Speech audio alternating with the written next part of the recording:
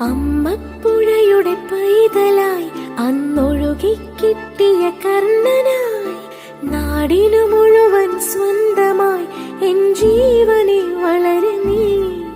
കുടിൽ മേയുവാൻ മുകിലുകൾ, അതിൽ മാറിവിൽ ചുവരുകൾ, നിനക്കൊരു കുടം കുളിരുമായി പുതുമഴ മണി മഴ വരവായി.